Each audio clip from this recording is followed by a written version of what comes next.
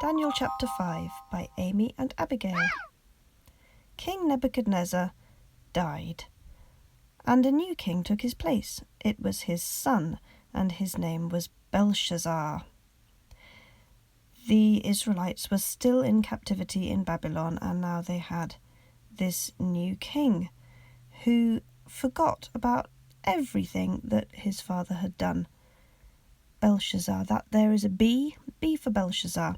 Well, Belshazzar decided that he was going to have a feast.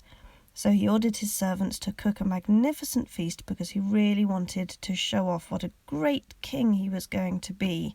And his servants made lots of delicious food. There it all is on a plate. Belshazzar was very excited about his feast, and he invited all of the most important people he could think of in the kingdom, so that they would all come and see what a rich and powerful king he was. And Belshazzar wanted to show off to his guests, so much that he thought he would get the most precious gold cups and plates that he had, and those happened to be the same ones that King Nebuchadnezzar had stolen from the temple when he had brought the people of Israel into Babylon. So Belshazzar ordered for those gold cups to be brought out, and he put wine into them, and everybody had a drink. But while they were feasting, suddenly a hand appeared, just the hand, not attached to anything, and it began to write with its finger on the plaster of the wall of the palace. Everybody was frozen stiff watching it. They were very scared, so you can say these words that it was writing in a scary voice. Mene was the first word. The second word was tekel, not tickle, tekel.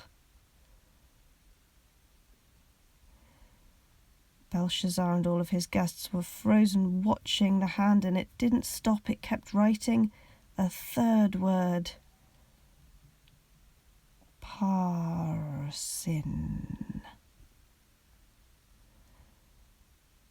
And King Belshazzar didn't know what to do. He didn't know what the hand was or what it had written on his wall. So he called for all of his wizards and astrologers and fortune tellers, and he asked them to come and read the writing and tell him what it meant. But none of them had a clue what it meant either. Then along came, ready to save the day, the Queen. It was King Belshazzar's mum.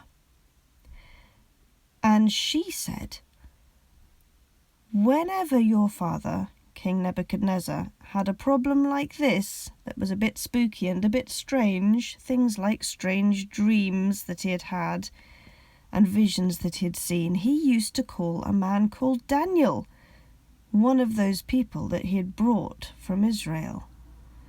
And Daniel could always tell him what his dreams and visions meant, because Daniel was full of the spirit of the Most High God. You'd better call for Daniel. He'll tell you what the writing means." So King Belshazzar did call for Daniel, and Daniel said, "These words all have to do with maths. Mene is to do with counting and numbers, and it means that your life has been counted and your days are numbered. Tekel has to do with weighing, and it means that your life has been weighed and found wanting. And Parsin has to do with dividing, and it means that your kingdom is going to be divided up and given to the Medes and the Persians."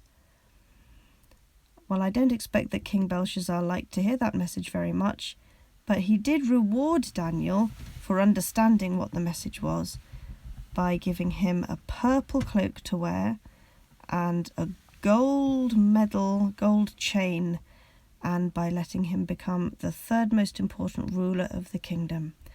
And after that, Daniel's vision did come true, and what the hand had written did come to pass, and Belshazzar died, and his kingdom was given to a king called Darius, who was a Mede.